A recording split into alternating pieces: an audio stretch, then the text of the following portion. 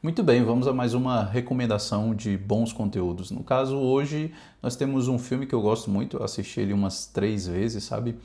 E, bem, ele tem certo ar chestertoniano, sabe? Eu gosto muito desse filme.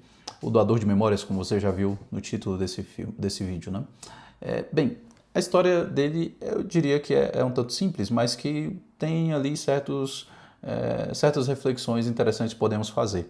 Primeiro, a história se passa em uma sociedade futurística, onde aparentemente a humanidade tentou ali criar uma espécie de sociedade perfeita, onde você não tem guerras, você não tem fome, você não tem dor, né? Um mundo perfeito, só que é um mundo em preto e branco, né? E literalmente você vai ver isso no filme, né? O filme começa em preto e branco. Você fica assim, mas que coisa estranha, por que tá em preto e branco? Enfim, a gente já tem filmes coloridos, né? Mas isso tem um significado, né? E você vai entendendo isso com o passar do tempo no próprio filme. Então as pessoas elas recebem injeções diárias para suprimir as emoções, porque isso, né, pode causar, né, certos problemas na sociedade perfeita. As famílias são formadas de maneira artificial pelos anciãos ali da comunidade, né, os líderes da comunidade. Então as crianças são feitas em laboratório, né, e aí são designadas para uma família, né, de maneira artificial, né. Jonas é o protagonista, né, do filme e ele vai receber as memórias do doador de memórias, né? Então todas as memórias da humanidade foram apagadas e só tem uma pessoa na sociedade, na comunidade, que tem as memórias todas. Então essa é a pessoa que sabe o que é cor, o que é música, né, o que é alegria, né, o que é neve, por exemplo, porque eles não têm neve, né, e também o que é dor, né, o que é dor.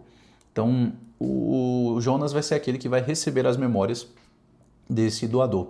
E por que que uma pessoa tem essas memórias? Por que que eles não sumiram com tudo, né?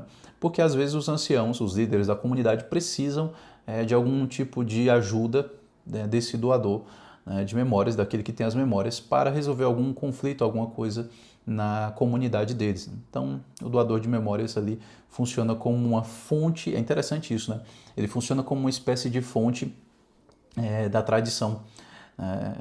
As memórias aqui são, de certa maneira, uma fonte da tradição onde eles conseguem sabedoria, a sabedoria necessária para guiar as pessoas, né, nas suas relações humanas. Então, o filme é interessante, né, por esse aspecto também. Aí você tem uma crítica bem visível, perceptível, né, a essa utopia de uma sociedade sem sofrimento, uma sociedade perfeita, algo que o ser humano está sempre tentando criar, né?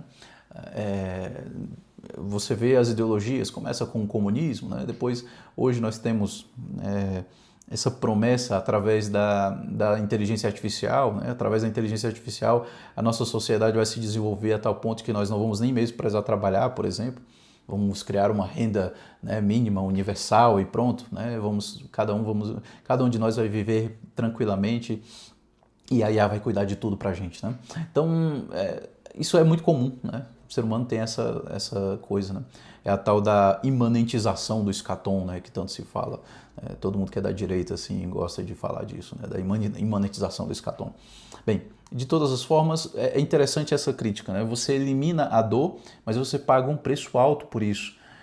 Por exemplo, um exemplo que eles dão no próprio filme é o da neve, né? Então, o Jonas tem acesso à memória da neve, e eles não têm neve lá, porque depois o doador vai explicar, né? Jonas pergunta, mas por que que tiraram a neve? Ele, a neve, além do frio, né? A neve pode atrapalhar as plantações, atrapalhar as colheitas, isso pode trazer conflitos, isso pode gerar guerra. Mas aí você tira a neve e você perde, você não tem esse tipo de conflito, não tem esse tipo de problema, mas ao mesmo tempo você perde, por exemplo, a alegria, né, de descer, né, numa espécie de trenó, né, na neve. Você perde, né, a alegria ali de fazer, por exemplo, o boneco de neve, né, algo simples, né, mas você perde também. Então o filme joga com essa realidade, né, de que você, ao tentar tirar tudo aquilo que causa dor, pode causar algum tipo de dor ou sofrimento, ao mesmo tempo você perde certas coisas com isso, né, que podem trazer uma alegria, que de certa maneira dão também uma espécie de sabor à vida humana, né? Senão a vida humana fica aquela coisa preta e branca, né? Preto e branca. Isso é interessante quando no primeiro momento em que no filme, né, o protagonista vê as cores, né? Então isso é um momento assim muito bonito, né, no filme. Porque você está ali acostumado com o filme todo preto e branco, aí do nada vem as cores, né? E aí você, nossa, né, realmente é uma coisa boa, né?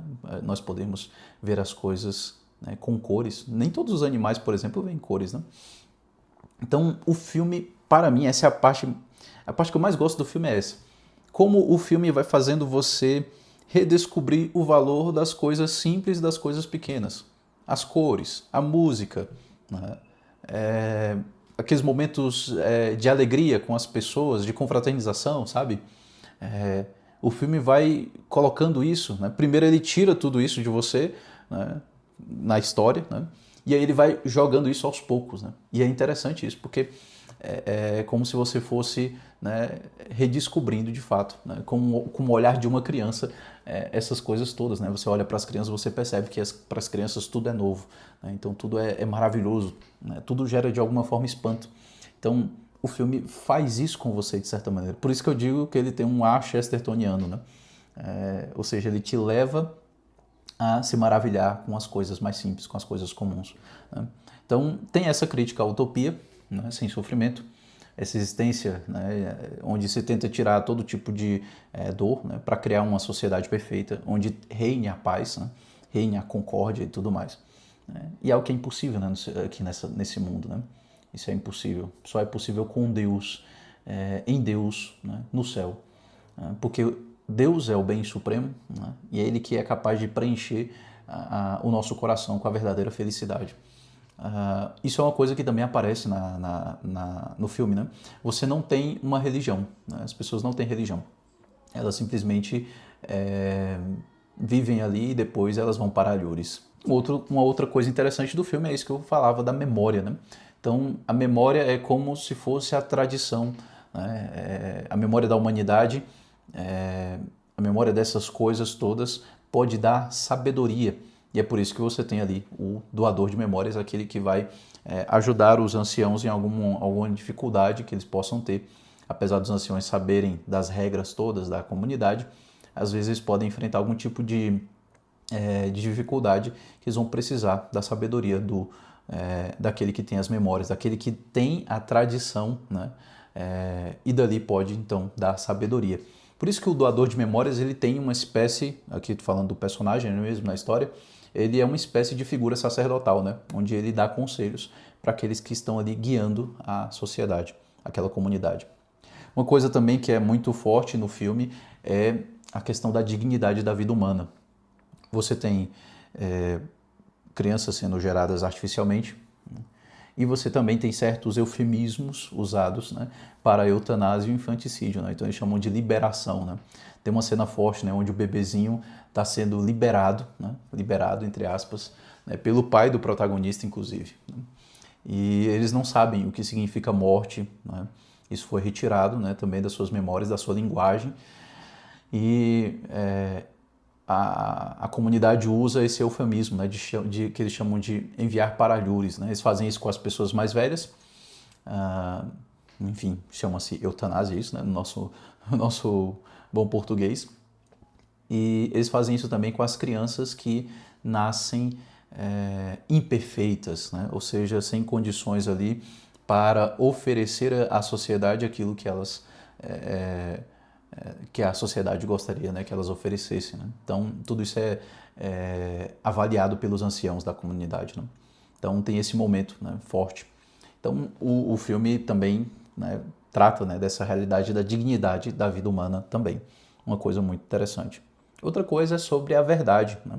A verdade e essa harmonia social aparente. O filme constantemente, né, afirma que na comunidade eles não podem mentir. Eles devem falar sempre a verdade. Somente o Jonas e o doador de memórias têm a permissão para mentir, né?